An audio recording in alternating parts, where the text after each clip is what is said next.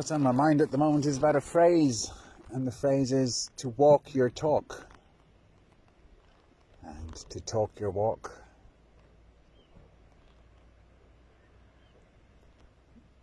And it's something that's just becoming more clear to me as this year goes by. Just the idea that what we hold in mind is what we speak. And we largely don't understand the process by which we refine the words that come out of our mouths. I'm particularly thinking that there's one set of things that come out of people's mouths is just repeating what they've heard. And with the education system, that's how the education system is designed. Is you take in information and then you repeat it verbatim, pretty much without even adapting it, to not add their own thought to it. So one set is just people repeating what they've heard from the world around them. The other is to speak thoughts which are coming from within, from deep thinking, from intuition, to speak one's own feelings. So try it like that. For example, if you were just to be repeating what everyone else says, what the world already knows, it's really just mimicry. And people who speak in that way will probably be the people who find it very difficult to speak what their true feelings are, to really express their own emotions, to verbalize their deepest feelings.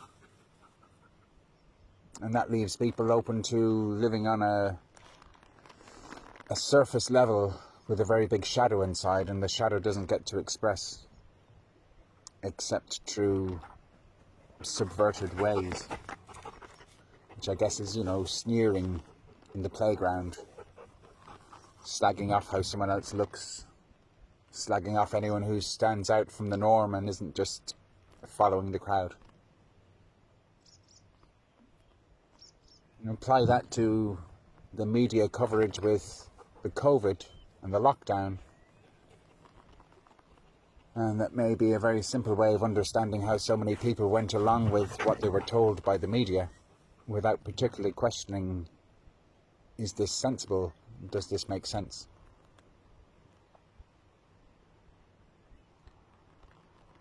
So a big thing for me back around Christmas was looking up the word psychosis in an etymology dictionary and finding out that psychosis actually refers to marching to the beat of your own drum, even if that's disturbing for the people around you who are merely mimicking each other and not making their own sense of the world and not speaking their own truth. So psychosis is to some degree a crazy thing to do, because so many people will disagree with you if what you're saying is ahead of its time, is ahead of what is normally accepted.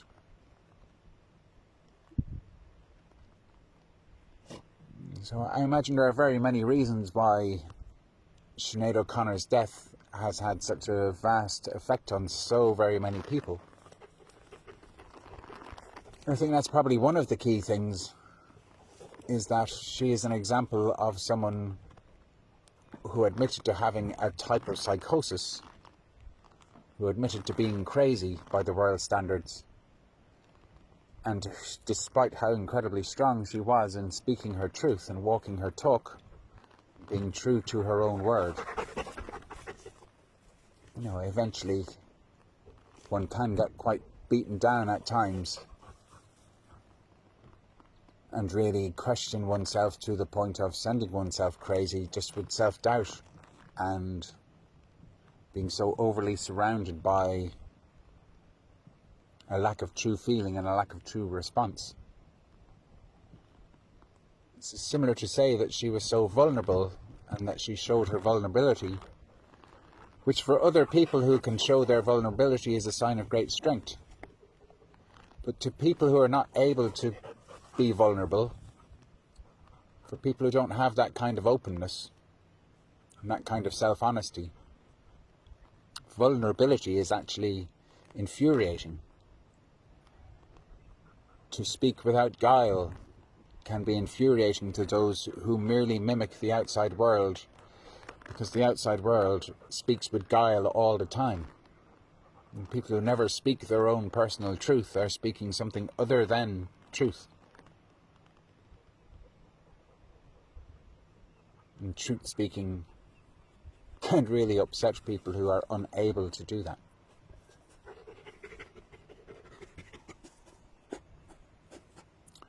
So psychosis, to be able to speak what's going on in your psyche rather than merely repeat what everyone else is saying, rather than merely repeat what's accepted, and staying in your own lane, that kind of thing.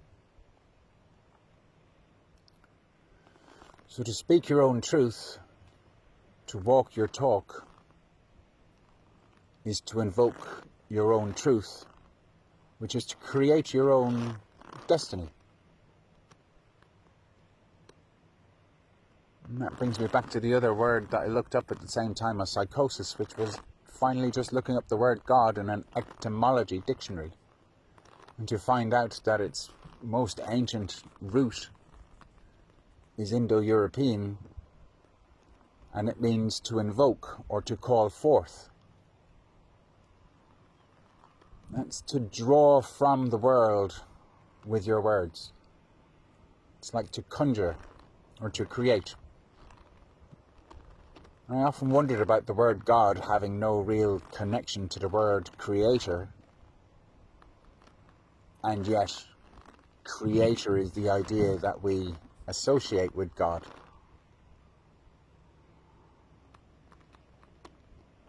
And there's also the idea that the word God is connected with the word idea, which is connected with the word deity. So here we get to understand that God is the supreme idea of a creator. Our best attempt at being able to imagine how did this world become created? How did this world come to be?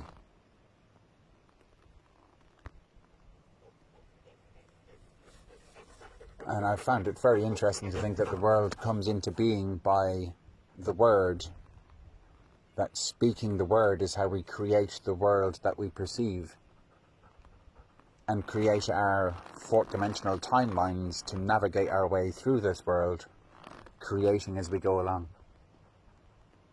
And I find that very connected to the word enchantment, because enchantment has the word chant in it, which is to sing the world into being, which again has connections with blessings, to sing blessings upon the world, to bless the world as you walk through it.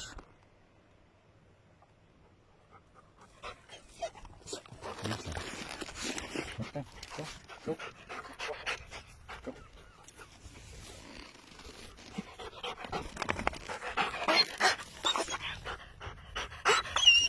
Yeah, I can't help you get in there, Shadow. That's just too hard to get into.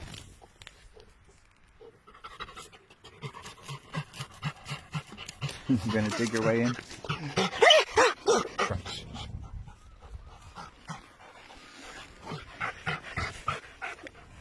So, enchantment, and the difference between enchantment and spells. It seems to me that enchantment is a spoken word, whereas spells are a written incantation. It's as if one can read someone else's words when one is saying a spell, whereas enchantment is coming from deep within. Enchantment doesn't necessarily have to be words. It can merely be melody.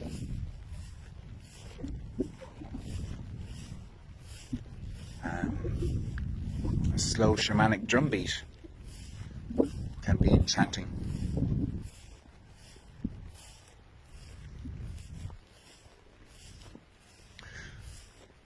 So then I came to understand that our third eye is our pituitary gland, which is a very small little dark enclosure which has liquid inside apparently.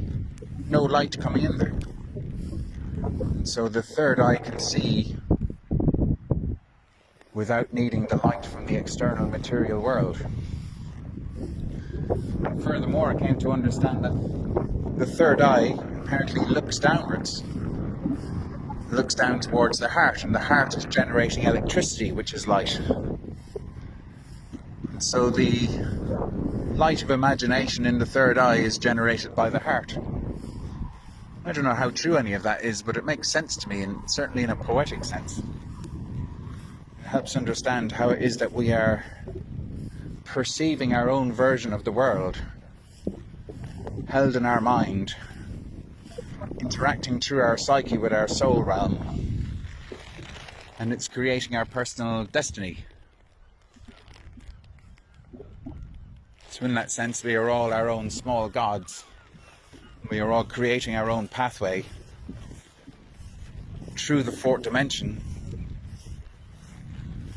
In a way, it could be said, heading through the fourth dimension to reach a time where there is full connection between the third, fourth and fifth dimensions, which would be to say that soul and personality work hand in hand in manifesting a joyful existence. And as each one of us achieves a joyful, peaceful existence in our own expression, in our own interactions with the world, our cognitive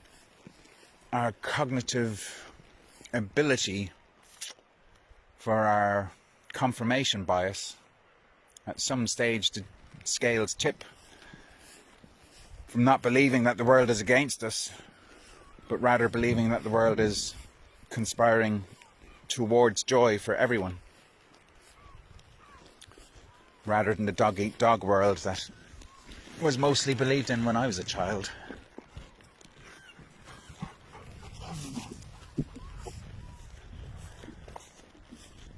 So in a way, what I'm talking about here is that each one of us has the responsibility to respond to the world in a way that creates a more harmonious and joyful world.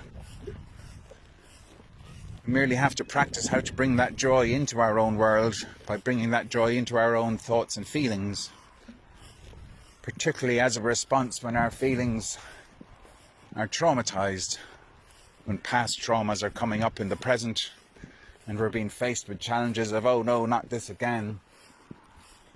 And each time that the trauma comes up, we're faced with a choice of how to engage with this differently than I used to. How to bring a healing into the trauma rather than merely suppress it and have it come back up again in some other way. So as each one of us who is healing becomes healed, we become a channel for healing to other people that we interact with. And in that way, one by one by one by one by one, the overall human consensus reality begins to recognize joy and healing and the potential of an end to suffering. It's very idealistic, but I'm speaking kind of scientifically about it, or mathematically, matter-of-factly.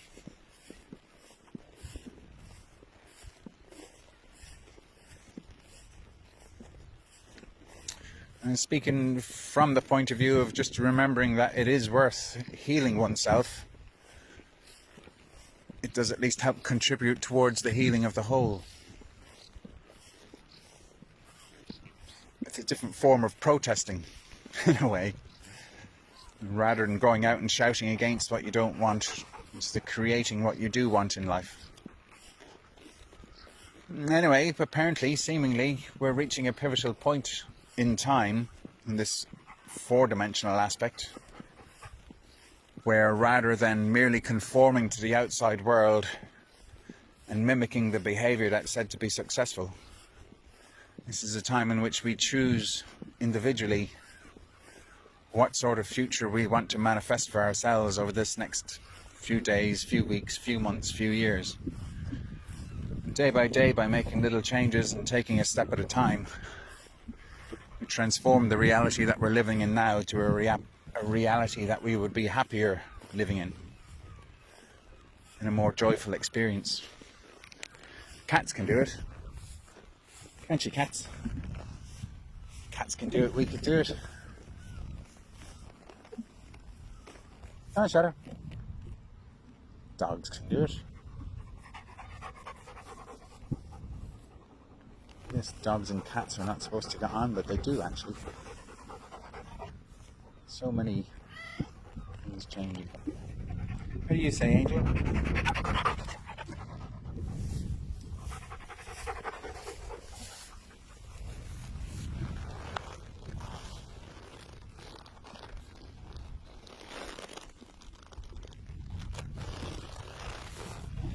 Yeah, that's roughly captured another idea to some degree and expressed it to some degree.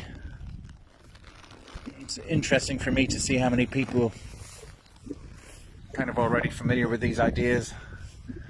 We're helping affirm it for each other, and I'm also interested in maybe other people haven't really thought of these things before. And anyway, thanks to the few people who've commented and encouraged me to keep recording these, because it is good to do.